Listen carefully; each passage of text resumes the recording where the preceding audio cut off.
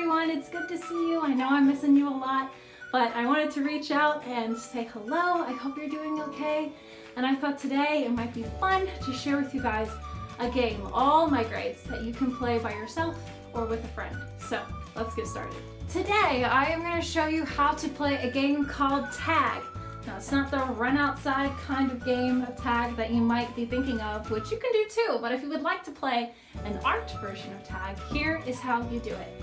So I am going to include somewhere that your family might be able to have my rules, and these will help you play the game beyond my video. So look out for this. I'll send it in an email or post it in the comments, or you'll find it. I promise I won't make it hard. And you can use this paper to help you follow along. You also need a piece of paper. Right now I have a big old sketchbook. And you don't have to have a big old sketchbook. You can have any kind of paper that you have access to. I just happen to have this lying around and I'm gonna use it. So then you also need an art material that you can color with. So whether that is crayons or markers, if you have pastels, if you even have paints, anything that you have colors will help you play this game. And then finally, the last thing you need is a dice. Any board game dice will do. And if you don't have that, you can use your parents' permission to go online and you can search up a dice they'll roll for you online, or you can even get an app. So if you don't have a physical dice, that is an option for you, but you will need this to play the game, all right? So before we get started with playing the game, I wanted to show you that this game is going to help you remember the elements of art. What are the elements of art, you ask me? I'm prepared for that question. Your elements of art are line, form, shape, space, value, texture, and color. I'm not going to go too in depth with all of these because I know that we've talked about it before in art class, or we're getting to that point depending on what grade you're in. But the elements of art make up every single piece of artwork in the world. They are your building blocks for artwork, for your main foundation. You cannot make a piece of artwork without including at least one of these elements of art. And today, in your game, you are going to use every single one of these elements, whether you realize it or not. Let me remind you, before we get started, there is a way that if you don't have paints at home, you can create effects like watercolor if you would like. All you need is your normal washable markers that you have at home. This won't work with permanent, but will work with normal washable markers like Crayola brand that you can use to make paint. Remember, all you do is you put down your marker, you take a paintbrush, and you just dip it in some water, right? Not too much, because you don't want it to drip everywhere all over you. And then all you do is just activate those markers, you wake them up, and they can spread like watercolor, and they create some beautiful effects.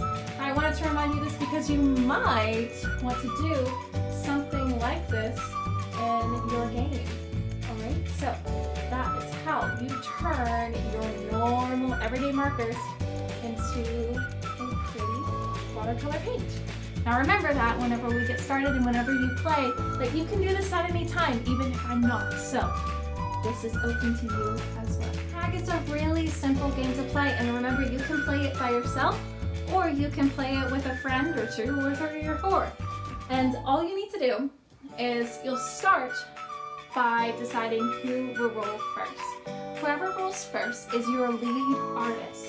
Your lead artist is the boss of the round, and that lead artist, when on their turn, they will roll 3 times. So the first time that they roll the dice, they will determine where on the paper you are going to draw first, okay? So if I roll what did I roll? I rolled a 5. So me and my teammates, all of you are gonna participate at the same time on every turn, are going to draw in the center of the paper since I rolled a 5, and that's by the number 5. So before I do that, I need to roll 2 more times. The second time that I roll, I will decide what I will be drawing. Okay, so I rolled a 3. So I'm gonna draw a variety of lines. Remember, variety means that they're all different. All right, and that would be in the center of the paper since I rolled a 5. And then the last time, my very third time rolling, I will determine what colors me and my teammates will be using on our turn. So I'm gonna roll again, see what color I got. I got a 6. And so since I got a 6, I will be using the color purple. Now remember, if I had a teammate, we would all be working together, but I am showing you how to play alone. So I can use crayons or markers, whatever I have made. Maybe I can use both. Maybe I can use all my materials. It's up to you what you want to do. So I'm going to get maybe a purple marker because I like my purple markers. And since I rolled lines, I'm going to draw a variety of lines in the middle of my paper because I rolled the center of my paper.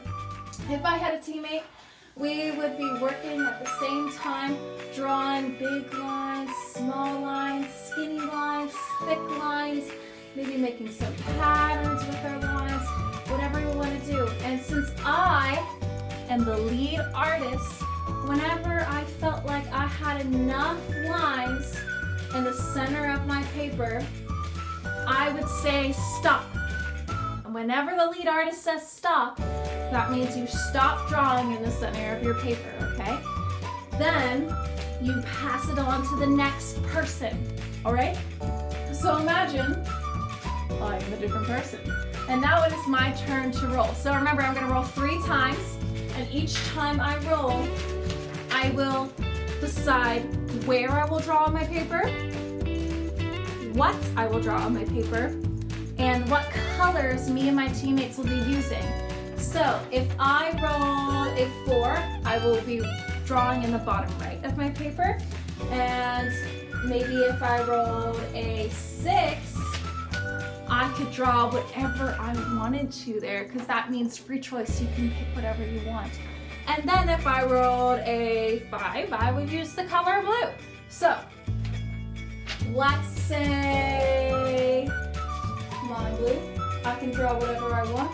On the bottom right of my paper, maybe I wanted to add some more lines, because maybe I like the lines that I was going with. And if I have a different kind of blue, I can always use that too. Maybe I'll switch to a blue crayon. Do I have a blue crayon? Most definitely, I've got a lot of blue crayons. I can add that, like that, whatever I want in that bottom corner. But I want you to think and be creative. Take your time right now. I'm showing you how to play, so I'm not spending too much time on it, but I want you and your team to brainstorm the most creative ways to put together a piece of art. Now, say I rolled on my next turn that I had to draw in the bottom right corner of my paper again, and I had to draw shapes. I had to draw organic shapes. Say I roll for red. That doesn't mean you have to re-roll to draw in a different area of your paper. That means that maybe you have to draw on top of what you've already made, like this. You can layer up what you've already drawn to make your artwork even more interesting to look at, all right? So, my friends, that is how you play tag. You know that you are done whenever you and your teammates decide that your artwork is complete. But I would like to encourage you to push yourselves and keep adding things to your artwork. It's because you might surprise yourself in what it actually looks like. So, have fun. I miss you all. I hope that we can be together again soon. And I hope that you can send me some pictures of your art bingo that you will be getting here soon, if not already. And you can send me pictures of you playing the game. I'd love to see it. Have fun, be safe, see you soon.